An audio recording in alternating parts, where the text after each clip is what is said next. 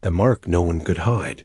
In the year 430 BCE, when Athens believed itself to be the brightest city the world had ever known, a 12-year-old girl was held down on a marble floor while a piece of iron was heated until it glowed like a fallen star. The man who carried it did not hurry. He waited until the metal was perfect, until it could not fail. Then he pressed it into her flesh, high on her thigh, where no tunic could ever fully hide it. The smell of burning skin mixed with incense from a nearby shrine, and when the iron was lifted, a clean circle remained, a mark of ownership. The girl did not scream, not because she was brave, but because something in her had already learned that sound was useless. Outside, only a few streets away, citizens were gathering to argue about politics, to praise freedom, to celebrate the greatness of their city, and none of them would ever ask who paid for it. Athens called itself the cradle of democracy, a place where men spoke of equality, law, and reason as if these were gifts they had given to the world. Marble temples rose into the sky, theaters filled with poetry and tragedy, and philosophers walked beneath shaded trees, teaching young men how to live good and virtuous lives. Yet beneath this beautiful surface, another system worked with perfect efficiency, so normal that it had become invisible. The girl on the marble floor was not a criminal. She had not broken any law. She had simply been bought. Her body was now property, no different in the eyes of the city than a mule or a plow, and the mark burned into her skin was the proof. She had arrived in Athens only weeks before, carried with others in the back of a cart, too weak from hunger to understand where she was. Some girls came from war, taken when their villages were destroyed. Some were born into this fate, daughters of women who had never known anything else. Others, like her, were sold by families who had run out of choices. Hunger does not argue. Debt does not negotiate. When survival becomes the only law, even children can be turned into currency. In Athens, there was no minimum age for this trade. The city did not pretend otherwise. Records would later show that some were taken at 7, some even younger, and that the youngest often cost the most. Before she was branded, she had been taken to a place called the ergisteria, a workshop in name, a sorting house in truth. There, human beings were examined like livestock. Hands pulled at her hair, forced her mouth open to check her teeth, measured her limbs, judged her skin, her posture, her silence. Around her, other girls stood in lines, some crying, some staring, some already empty. The most beautiful were separated first.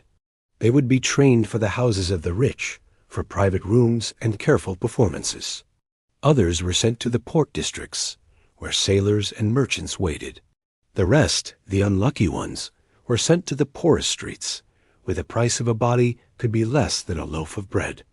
The brand was not only for control. It was a message. It said that escape was pointless, that even if she ran, even if she hid, the city would know what she was. It said that her body did not belong to her, that it never had. Under Athenian law, she was not a person in any meaningful sense. If someone killed her, it was treated as damage to property. There was no word for rape when it came to her kind, because the law did not believe she could refuse. Her only role was to be used. Her only identity was availability. What makes this harder to accept is not that it happened, but that it was organized. The Athenian state did not merely allow this system. It regulated it. Brothels required licenses. Officials inspected the women to make sure they were still profitable. Every transaction was taxed. The money went into the same public treasury that paid for festivals, temples, and the schools where men discussed virtue. Between 15 and 20% of the city's income came from this trade. The greatness of Athens was not only built with stone and ideas. It was built with bodies like hers. And as she was carried away, still bleeding, still shaking, the city continued as it always had. Bells rang. Merchants shouted. A speaker began to talk about freedom in the assembly. No one looked at the doors that had just closed behind her. No one asked how many others were inside, because the most frightening part of this system was not its cruelty. It was that, in the golden age of Athens, it felt normal. And this was only the beginning. How freedom was built on chains. To understand how a city that worshipped freedom could also perfect such a system of human ownership, we must step backward in time, to the age when Athens was still shaping the laws that would later make it famous. In the 6th century BCE, the city stood on the edge of chaos. Debt had swallowed entire families. Poor citizens were being sold into slavery, and old blood feuds threatened to tear society apart. Into this crisis came Solon, the lawgiver whose name would be praised for centuries. His reforms were remembered as a great act of justice.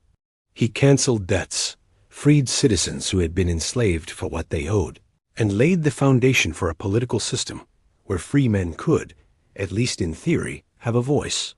But inside these celebrated laws was a line, drawn carefully and deliberately, and everything on the other side of that line was abandoned.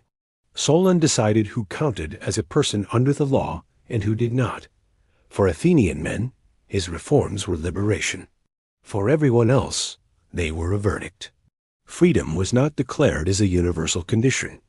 It was declared as a privilege. Beyond the circle of citizens, absolute ownership remained not only legal but protected. The city did not reject slavery.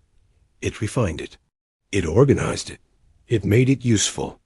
And in this new, orderly system, the most exposed, the most profitable, and the most disposable were the women whose bodies could be turned into constant revenue. The logic was simple and terrifying. Athens needed labor, and it needed money.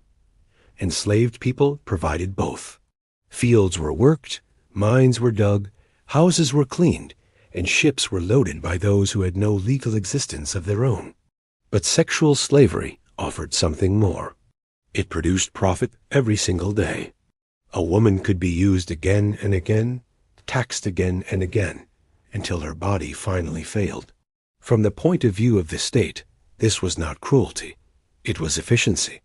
Once a girl was sold, her life followed a path already mapped out by law and custom. She could be bought and sold as many times as her owners wished. She could be moved from place to place without explanation. She could be punished, injured, or even killed, and the only crime would be the loss of someone else's property. The language of the law itself reveals how complete this dehumanization was. Enslaved people were called andropoda, man-footed things, a term that reduced them to tools that happened to walk. They were not seen as broken humans. They were seen as objects that had always existed for this purpose. What makes this even more disturbing is how openly the system functioned. There was no great secret. Brothels stood in known districts. Prices were fixed. Taxes were collected. Officials called astynomoi were appointed to inspect the women, not to protect them, but to make sure they remained usable. If a woman became sick, she was removed until she either recovered or died. If she became pregnant, the pregnancy was usually ended, often with methods so violent that many women did not survive them. If she grew older or less desirable, she was sold again and again, each time to a cheaper and more dangerous place, until she ended in the streets, where survival itself became uncertain. All of this happened while Athens told itself a different story. In public spaces, men spoke passionately about balance, order, and human dignity. In the theaters, audiences cried over tragedies about suffering and injustice. In the schools, students learned to argue about the nature of the good life. None of this required them to look directly at the system that paid for it. The temples, the festivals, the warships, and even the philosophers' stipends were funded in part by the bodies of women who had no legal right even to say no. The city did not see this as hypocrisy. It saw it as structure. The freedom of citizens depended on the unfreedom of others. The equality of a few rested on the absolute inequality of many. And because the law had defined this arrangement as natural, most people stopped seeing it at all. For the girl who now carried a fresh brand on her skin, this meant something even worse than pain. It meant that nothing about her suffering was an accident. It was planned. It was legal. It was necessary, at least in the eyes of the city. And beyond the markets and the brothels, something even darker was waiting. A place where this violence would no longer be just business, but something the Athenians dared to call sacred. The market where children were sorted. The first lesson the girl learned was that time no longer belonged to her. Days were not measured by sunrise or sunset, but by footsteps in corridors and the sound of doors opening. She had been moved from the place where she was branded to a larger house near the port, where the air smelled of salt, sweat, and cheap wine. This was not a single building, but part of a network, a chain of rooms and courtyards that existed for one purpose only. Here, the trade did not pretend to be hidden. Ships arrived every day, bringing merchants, sailors, and soldiers, and with them came new bodies and new money. The city's most honest business was also its most silent one. Before any of them were sent out to be used, they were trained. The word itself was cruel, because it suggested skill rather than submission. Older women, themselves broken by years in the system, were ordered to teach the new girls how to move, how to speak, how to endure without resisting. They were taught which clients were dangerous, not so they could avoid them, but so they could survive them. They were taught to hide pain, because pain made men impatient. They were taught that obedience was not a choice, but a condition of staying alive. Some cried constantly. Some went quiet. Some learned, very quickly, how to leave their own bodies while their bodies remained. The sorting never truly ended. Even after the first sale, even after the first weeks of use, every woman could be examined again, revalued, and reassigned. The system was designed to squeeze as much profit as possible from every stage of a life. The most beautiful or talented were sent to places where wealthy men gathered, to symposia where conversation, music, and performance were part of the experience. These women were dressed better, fed better, and guarded more carefully, not because they were respected, but because they were expensive. Others were sent to the large brothels near the port, where the work was constant and the faces changed every day. The rest were pushed into the poorest districts, where there was no protection at all, only volume. The girl understood quickly that youth was both her curse and her value. In this market, being young did not mean being protected. It meant being desired. It meant being used more. There were men who paid extra for those who still looked like children, and the city did not stop them. It recorded the transaction, collected the tax, and moved on. The law did not ask questions about age, because the law had already decided that these bodies were not really human bodies at all.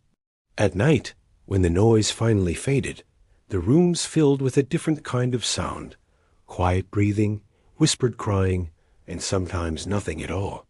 The girl learned the names of some of the others, though names did not matter here. One had been taken in a raid on a small island.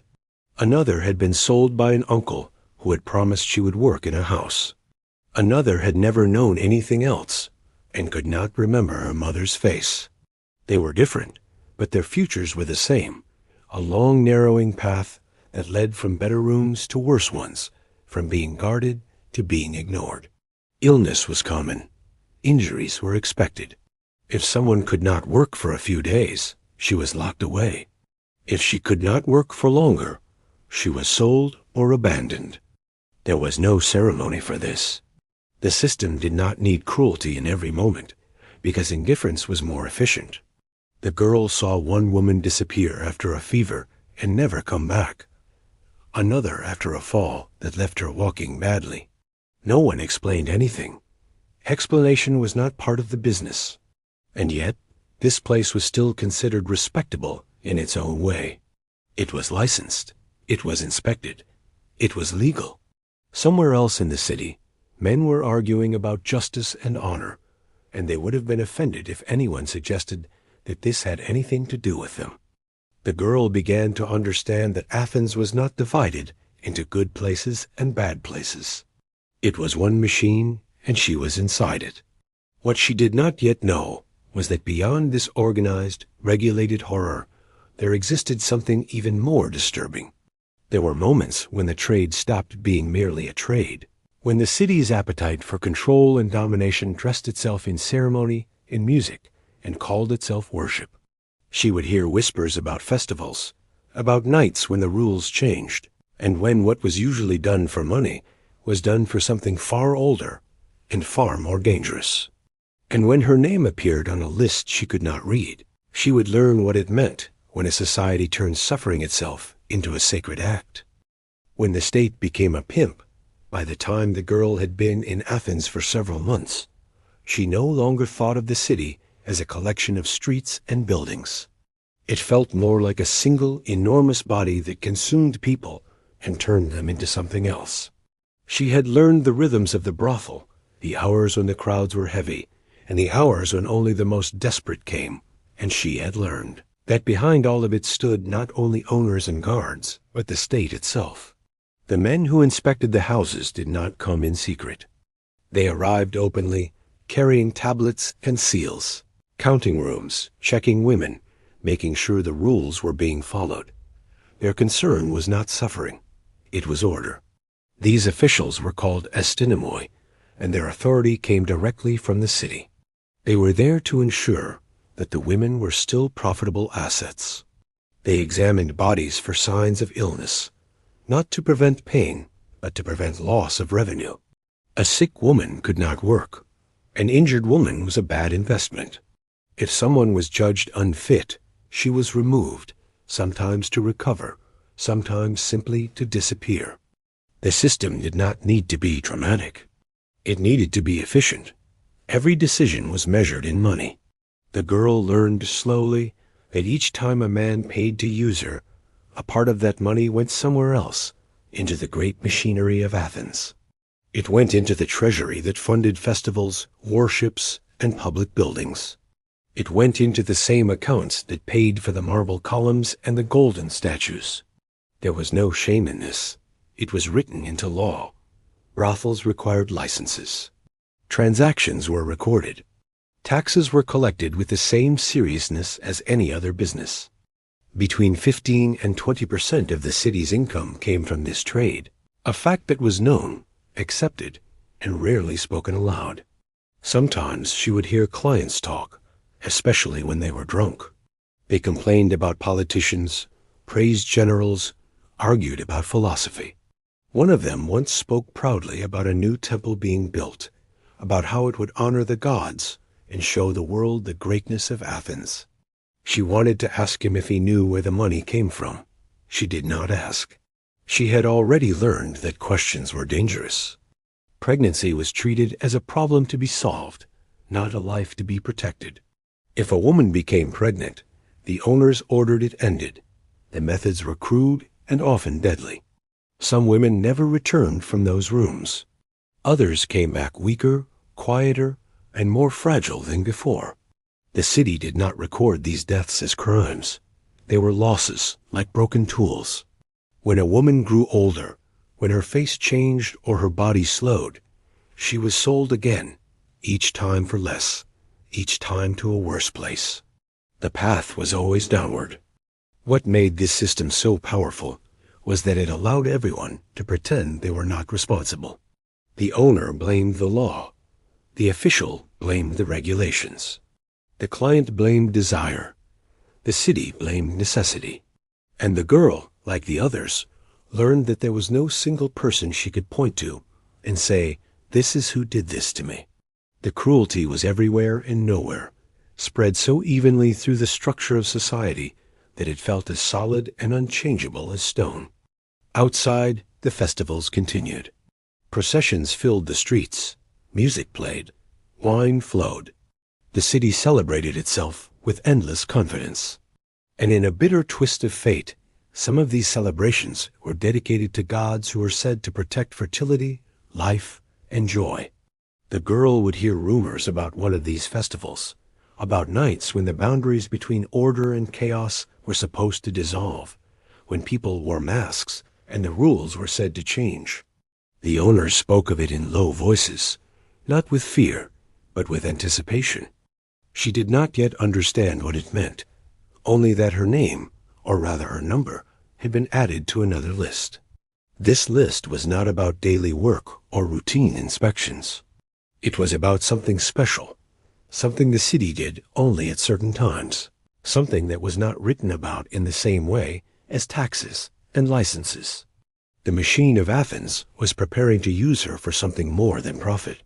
It was preparing to use her for a ritual. And when that day came, she would discover that there are forms of violence that do not even bother to hide behind the excuse of business. When violence became holy, the night of the festival did not begin with fear. It began with music. Drums echoed through the streets, flutes cried out in high, restless notes, and the smell of wine and smoke hung in the air like a promise and a warning at the same time. People poured into the city from the surrounding countryside, wearing wreaths of ivy and masks that turned their faces into something else. This was the celebration of Dionysus, the god of wine, madness, and fertility, the god who was said to break all boundaries and return people to their most ancient selves. For most Athenians, it was a night of freedom. For the girl and others like her, it was something very different.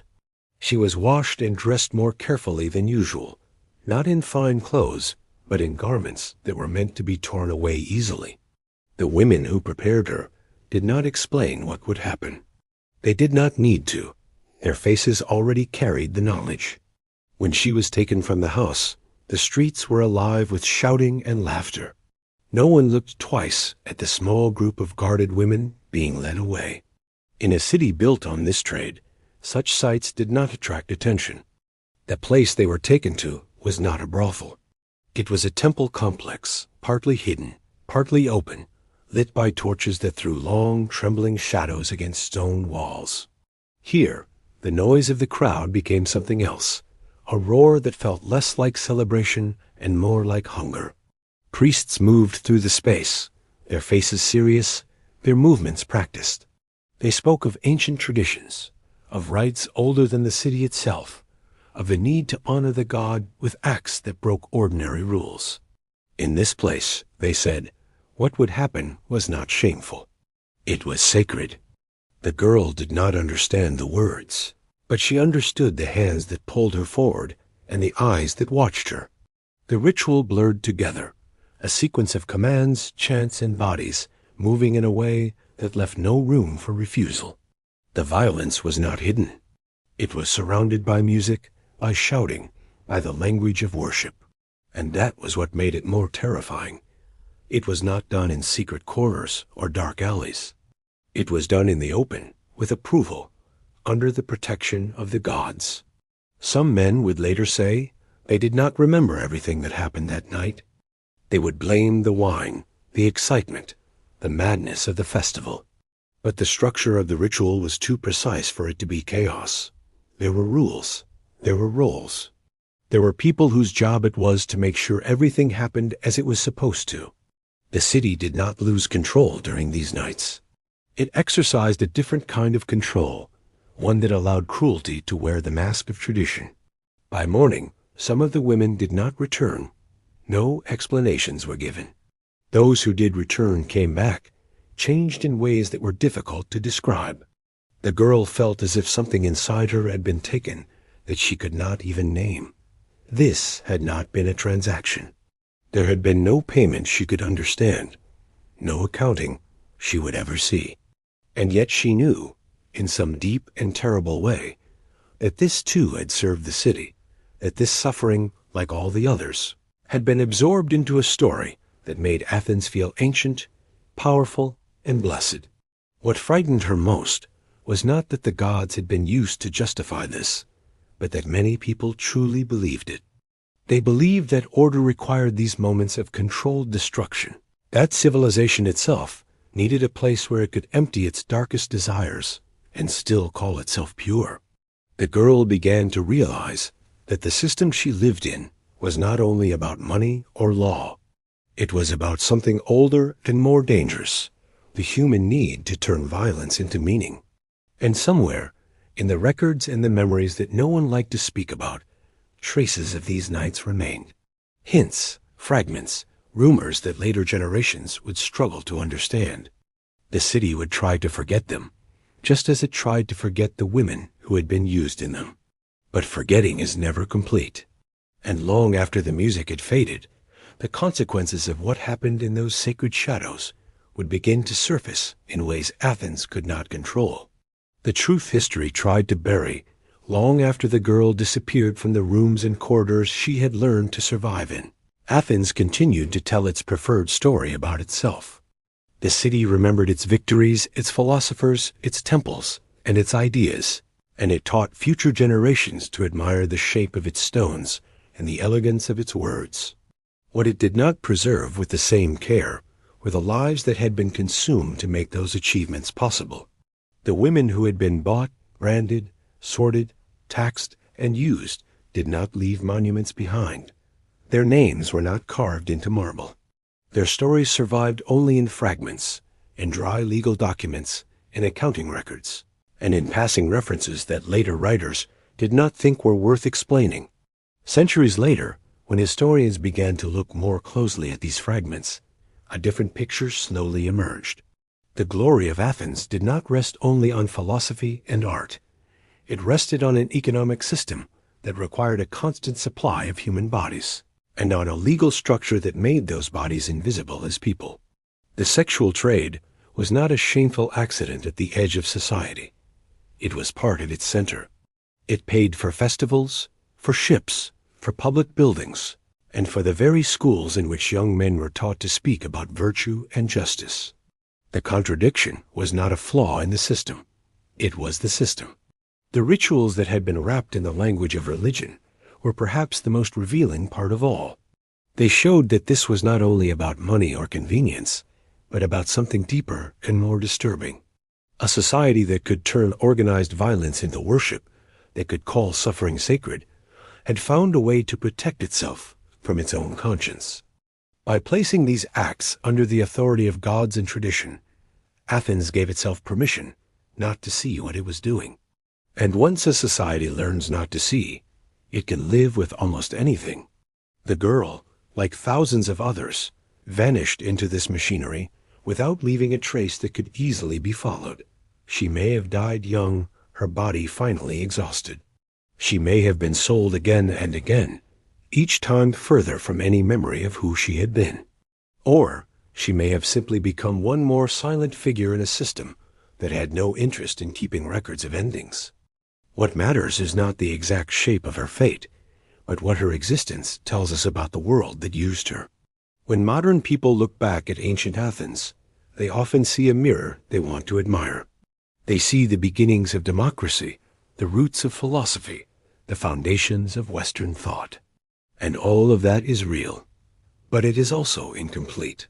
The same city that spoke so beautifully about freedom built that freedom on a vast structure of unfreedom. The same culture that asked profound questions about the good life answered those questions by deciding that some lives did not count. History tried to bury this because it is uncomfortable. It forces us to admit that civilization and cruelty can grow together, that progress does not automatically mean compassion, and that beautiful ideas can coexist with terrible practices for a very long time.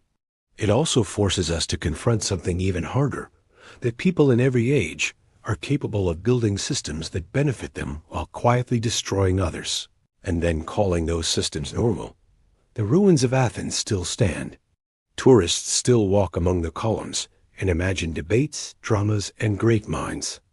Almost no one stands in those places and imagines the branded children, the inspected women, or the nights when violence was called holy. Yet they were there. They paid for much of what we still admire. And if their stories disturb us, that is not a failure of history. It is its purpose. In the end, the most frightening lesson is not what Athens did, but how easily it lived with it. The city did not fall because of these practices. It thrived alongside them, which means the question this story leaves us with is not really about the ancient world at all. It is about how many similar systems, built on silence and justified by habit, still exist wherever people decide that some lives are worth less than others. And that is a thought far more unsettling than any ruin or any forgotten ritual.